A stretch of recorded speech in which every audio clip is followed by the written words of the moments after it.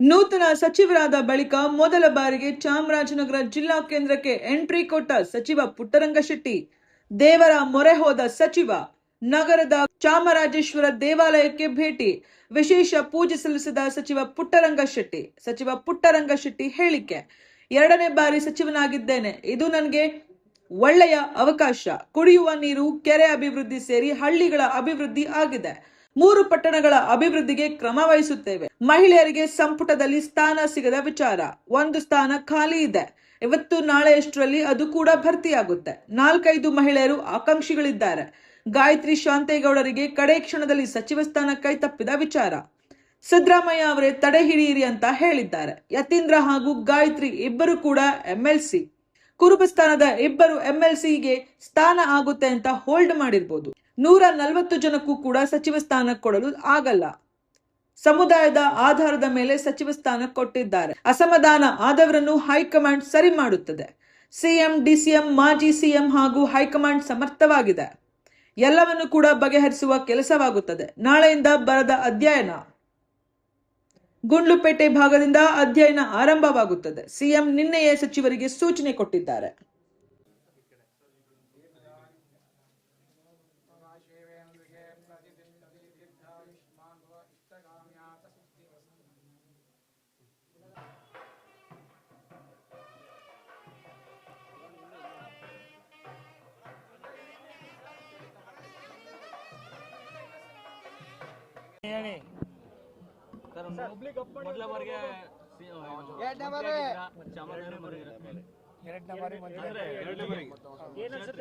ಸಚಿವ ಸಂಪುಟ ವಿಸ್ತರಣೆ ಸಂದರ್ಭದಲ್ಲಿ ಸಿದ್ದರಾಮಯ್ಯ ಅವರು ತಮ್ಮ ಆಪ್ತರಿಗೆ ಸರಿಯಾಗಿ ಸಚಿವ ಸ್ಥಾನ ಸಿಕ್ಕಿಲ್ಲ ಅಂತ ಹೇಳಿ ಹೈಕಮಾಂಡ್ ಮತ್ತೆ ಡಿಕೆ ಶಿವಕುಮಾರ್ ಅವರು ಆತರ ಏನು ನಾನು ನೋಡ್ಲಿಲ್ಲ.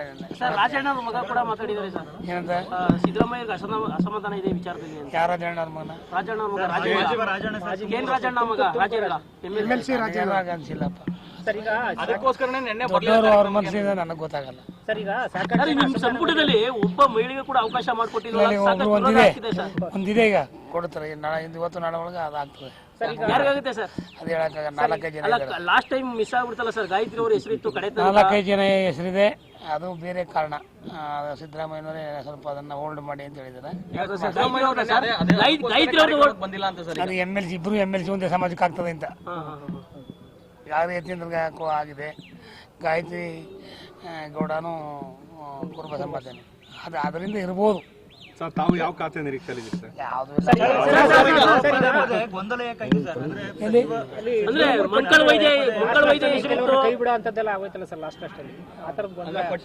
ಇನ್ನೂ 140 ಜನಕ್ಕೂ ಕೊಡಕ್ಕಾಗ್ತದೆ. ಕೊಟ್ಟಿದ್ದಾರೆ. ಮಂಕಾಳ ವೈದ್ಯ ಮಿಸ್ ಆಗಿತ್ತು, ಆದ್ರಿಂದ ಅಂತ ಹೇಳ.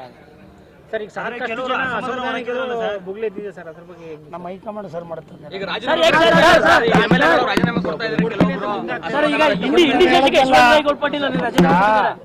ಡಿಸಿಎಂ ಅವರು, ನಮ್ಮ ಸಿಎಂ ಅವರು ಬಹಳ ಸಮರ್ಥರಾಗಿದ್ದಾರೆ. ಡಿಸಿಎಂ ಸಮರ್ಥರಾಗಿದ್ದಾರೆ. ಅವ್ರಿಗೆಲ್ಲ ಗೈಡ್ ಕೊಡ್ತಕ್ಕಂಥ ನಮ್ಮ ಸಿದ್ದರಾಮಯ್ಯನವರು ಸಮರ್ಥರಾಗಿದೆ. ಹೈಕಮಾಂಡ್ ಸಮರ್ಥವಾಗಿದೆ. ಎಲ್ಲಾನು ಬಗೆಹರಿಸ್ತಾರೆ. ಜಿಲ್ಲೆಯಲ್ಲಿ ಬರ ಪರಿಸ್ಥಿತಿ ಹೇಗಿದೆ ಸರ್? ಅದು ನಾಳೆಯಿಂದ ವೀಕ್ಷಣೆ ಮಾಡ್ತೀವಿ, ನೀವು ಬಂದ್ಬಿಡಿಲ್ಲ. ಮೊದಲನೇ ಆದ್ಯತೆ ಅದು.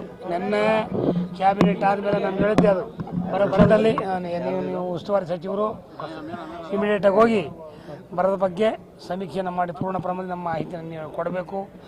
ಮುಂದೆ ನಾವು ಕ್ರಮಗಳ ತಗೋಬೇಕು ಅಂತ ಹೇಳಿದ್ರೆ ನಾಳೆಯಿಂದನೇ ಶುರು ಮಾಡ್ತೀವಿ. ಯಾವ ಕಡೆ ಹೋಗ್ತೀರಿ ಸರ್? ನಾಳೆ ಗುಂಡ್ಲುಪೇಟೆ.